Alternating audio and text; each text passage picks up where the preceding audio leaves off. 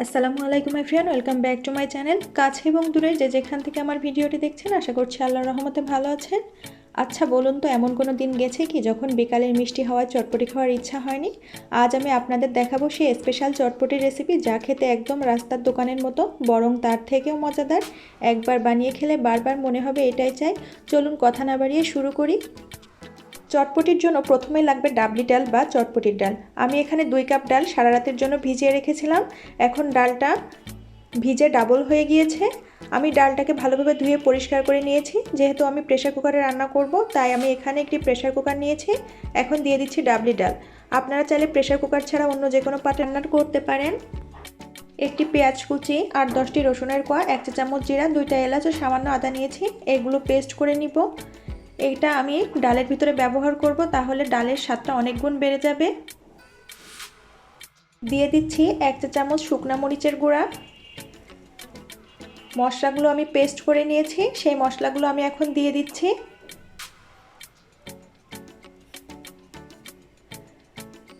দিয়ে দিচ্ছি 3 টুকরা দারচিনি, একটি তেজপাতা মাঝ বরাবর ছিঁড়ে দিয়েছি। স্বাদ অনুযায়ী লবণ দিব। দিয়ে দিচ্ছি হাফ চা চামচ হলুদের গুঁড়া, 1 টেবিল চামচ চটপটির মশলা। লবণটা অবশ্যই বুঝে দিবেন, কারণ চটপটির মশলা অনেক লবণ থাকে। 2 টেবিল চামচ রান্নার তেল দিয়ে এখন হাতের সাহায্যে ভালোভাবে মিশিয়ে নিচ্ছি। এখন দিয়ে দিব পানি। তো এখানে আমি 3 কাপ পরিমাণ পানি ব্যবহার করেছি। প্রেসার কুকারে বেশি পানি লাগে না, এজন্য কম পানি দিয়েছি। আপনারা চাইলে অন্য যে কোনো পাত্রে রান্নাটা করতে পারেন, তবে সেখানে একটু বেকিং সোডা ব্যবহার করবেন 1 চিমটি পরিমাণ, তাহলে অনেক দ্রুতই ডালটা সিদ্ধ হয়ে যাবে। আমি প্রেসার কুকারে 5 থেকে 6টা হুইসেল দিয়ে নিব। তো রান্নাটা হতে থাক, এর ফাঁকে আমি অন্যান্য কাজগুলো করে নিব। এখন আমি তেঁতুলের টকটা রেডি করে নিব। এর মধ্যে পানি দিয়ে 10 থেকে 15 মিনিট ভিজিয়ে রেখেছিলাম। তেঁতুল অনেকটা নরম হয়ে গিয়েছে, এজন্য এখান থেকে কাঠ বের করতে অনেক সহজ হচ্ছে। চটপটির মধ্যে তেঁতুলের টক দিলে চটপটির স্বাদ অনেকাংশে বেড়ে যায়।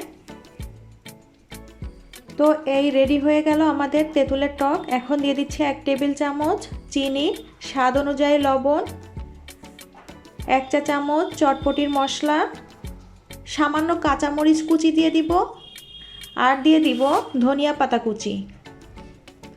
এখন নেড়ে চেড়ে ভালোভাবে মিশিয়ে নিব। তেঁতুলের টকটা আমি অনেকটাই পাতলা রেখেছি, আপনারা চাইলে ঘনও রাখতে পারেন। তো এর মাঝে রেডি হয়ে গেল তেঁতুলের টক। চটপটির ডালটা রেডি হয়ে গিয়েছে। আমি প্রেসার কুকারে রান্না করেছিলাম, যাতে অনেক দ্রুত রান্না হয়ে যায়। আপনারা চাইলে যে কোনো পাত্রে রান্না করে নেবেন, তবে সময়টা একটু বেশি লাগবে। এখন দিয়ে দিচ্ছি কাঁচামরিচ কুচি, পেঁয়াজ কুচি, শসা কুচি। এগুলো আপনাদের স্বাদ অনুযায়ী বাড়িয়ে বা কমিয়ে নিতে পারেন। দিয়ে দিচ্ছি ধনিয়া পাতা কুচি। একটা ডিম কুচি করে দিয়ে দিচ্ছি।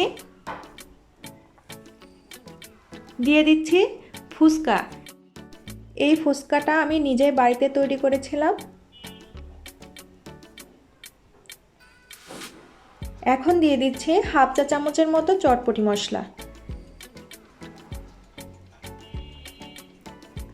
এখন ভালোভাবে মিশিয়ে নিব। আমাদের চটপটিটা কিন্তু রেডি হয়ে গিয়েছে। মাশাআল্লাহ, খুবই লোভনীয় হয়েছে দেখতে।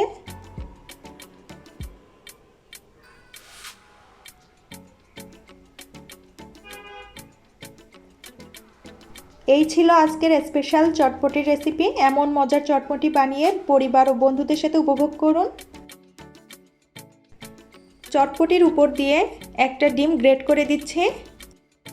চটপটিটা একদম পারফেক্ট হয়েছে এবং খেতেও কিন্তু দারুণ ছিল।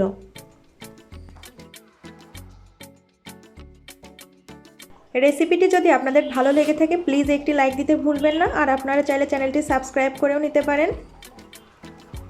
নতুন নতুন রেসিপি নিয়ে আবার দেখা হবে। সবশেষে আমি একটু তেঁতুলের টক দিয়ে দিচ্ছি। এটা আপনারা আপনাদের ইচ্ছা মতো দিয়ে দিবেন। আল্লাহ হাফেজ।